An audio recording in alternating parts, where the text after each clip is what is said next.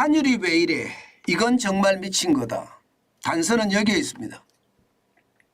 하루새 원달러 환율 하락폭 10.6원 여전하죠. 코로나19 때나 지금이나 2020년, 2021년, 2022년, 2023년 4년이나 지금 흘러가는데 원달러 환율폭의 환율의 불안정성은 여전하다는 뜻이에요. 여전하다.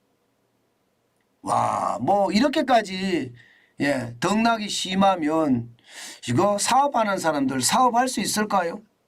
사업하기 진짜 어려울 거예요. 이게 올해 말입니다. 10월 3일 날 1361.1원으로 역대 올해 최고예요. 올해 연내 최고치입니다.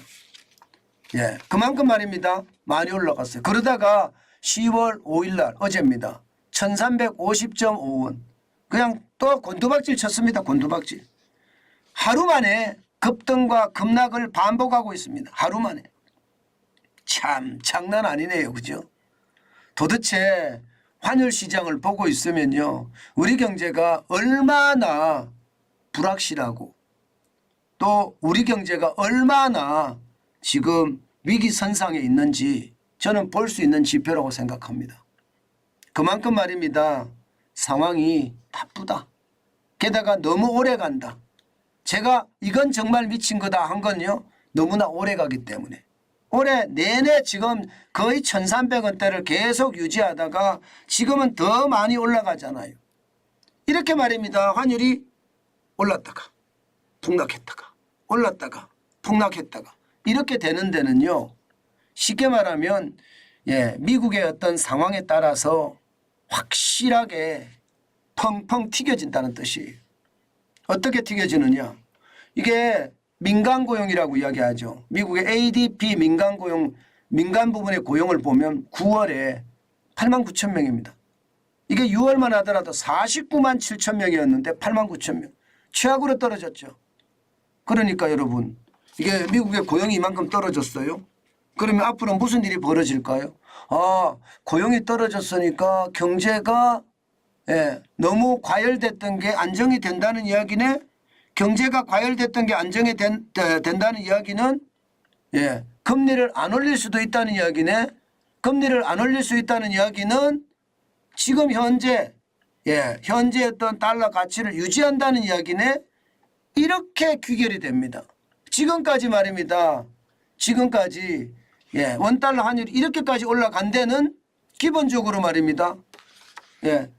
10년 만기 국채금리가 폭등하고 2년 만기 국채금리도 폭등하고 금리라는 금리 국가 채권에 대한 금리가 쭉쭉쭉 올라가니까 이게 결국은 환율도 덩달아서 올라갔던 거거든요. 게다가 미국 상황이 좀 복잡합니까 요즘같이.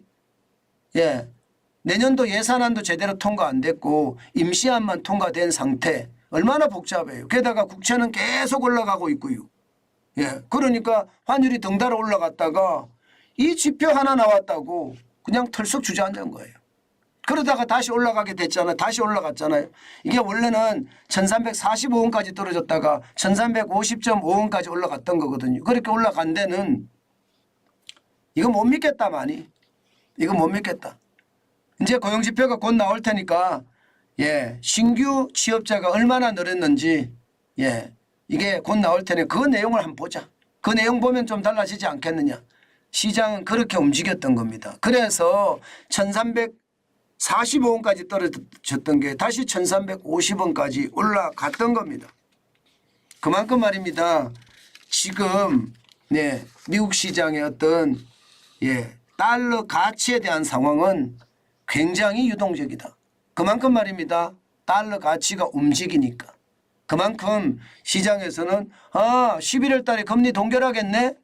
12월 달에도 동결할지 몰라. 이런 이야기가 쉽게 퍼지니까 원달러 환율은 팍 주저앉았던 겁니다. 그렇지만 여러분 물론 뭐 환율이라는 거는 환율에 미치는 요소가 뭐 수만 가지 수백만 가지 수천만 가지라고 저는 생각해요.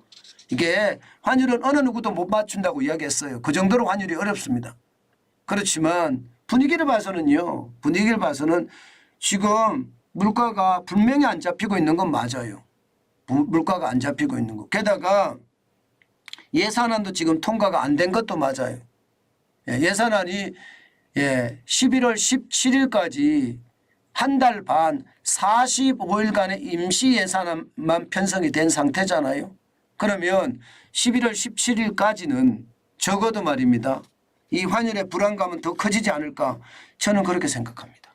게다가 고용보고서 노동부 고용보고서가 나오면 또 어떻게 나올지 모르지만 그 고용보고서에 적어도 신규 취업자가 10만 명 이하로 떨어지잖아요. 그러면 환율은 더 떨어질 수도 있습니다. 더 떨어질 수도. 그러나 더 떨어진다고 하더라도요. 중요한 것은요.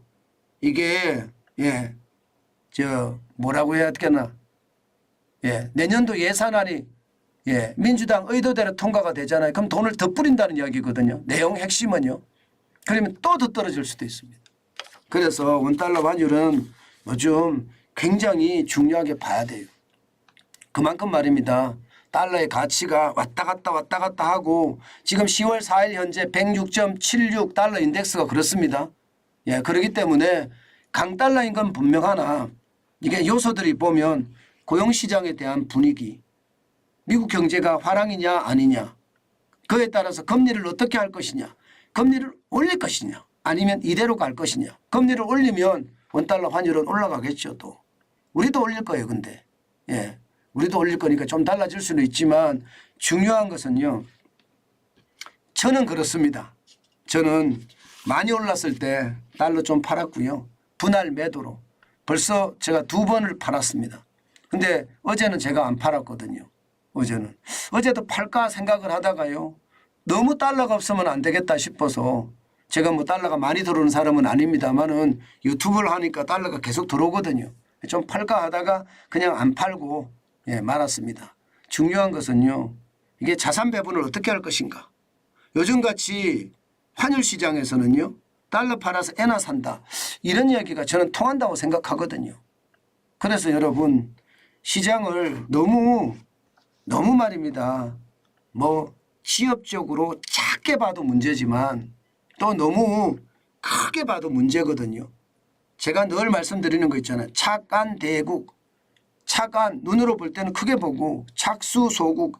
내가 사고 팔 때는 소국 최소한만 하자. 최소한만. 분할 매수 분할 매도 최소한만. 그러면서 여러 번에 걸쳐서 하면 된다. 저는 그런 생각 지금 가지고 있습니다. 그만큼 시장의 변화 굉장히 심하다는 거 반드시 아시고요. 아마 이 미국의 예산안이 어떻게 움직일 건가에 따라서 이게 말입니다. 셧다운 기간이 만약에 탄생이 된다고 하더라도요. 언젠간 통과될 겁니다. 미국 예산안 지금 현재 2024년도 예산안은 6조 8,830억인데 이거 저는 굉장히 시장에는 핵심적인 요소가 될 것 같아요. 고용지표와 예산안 이 두 가지만 보면서 달러의 어떤 대응을 하시는 게 좋지 않을까? 저는 그렇게 생각해 봅니다.